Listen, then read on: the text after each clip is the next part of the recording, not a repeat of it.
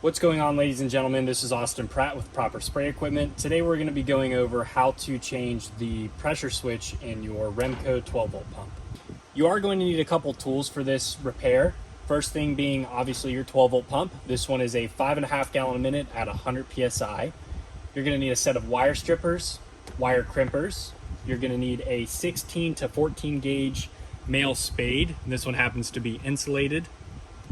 You're also going to need a pick, a Phillips head screwdriver, a flashlight, and a Phillips head impact driver, if you will. So you can pick between using this or your screwdriver, depending on how careful you want to be.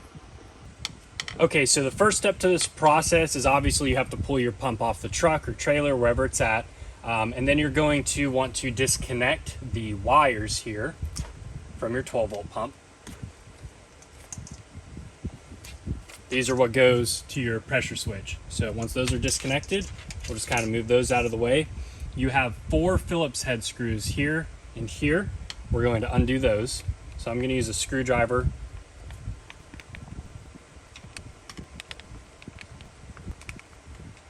Now when you take these screws out and set them aside, you have to be careful because your pressure switch has a bunch of moving parts inside of this that could fall apart as you take off this cover.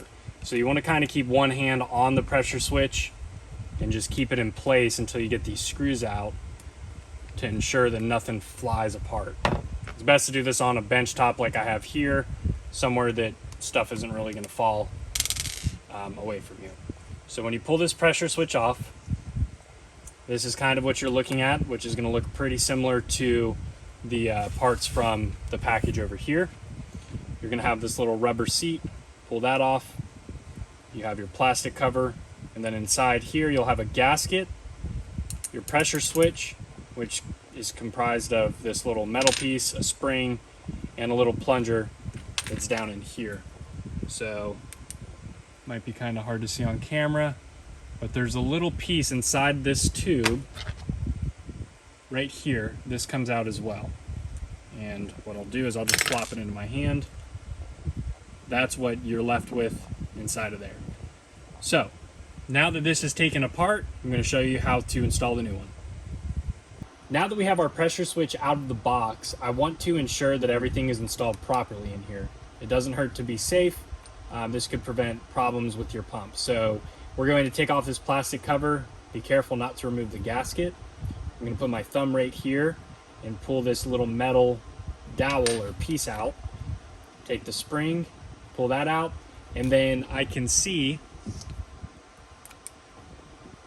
that that little plastic piece that I showed you earlier is in there and it's installed correctly. So that is what I'm most worried about, and that's all good to go. So now we're just going to ensure that it's seated with our pick.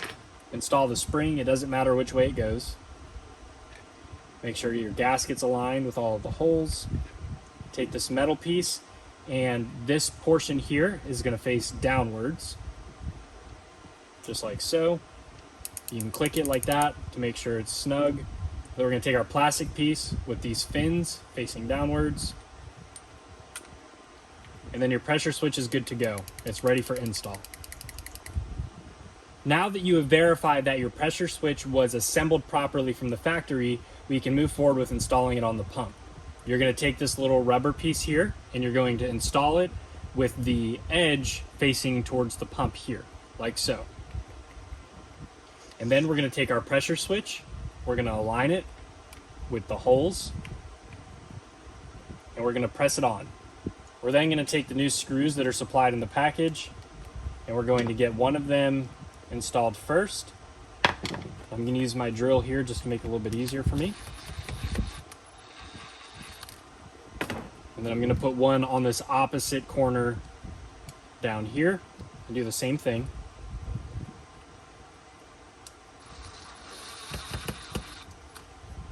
So now I can let go and I can do these other 2 screws without worrying about it popping off.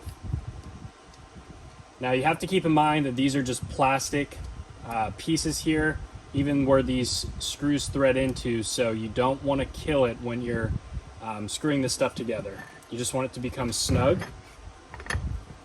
but not too tight. When you get your pressure switch in the mail, the new one that you order is going to have one of these wires that does not have a connector on it.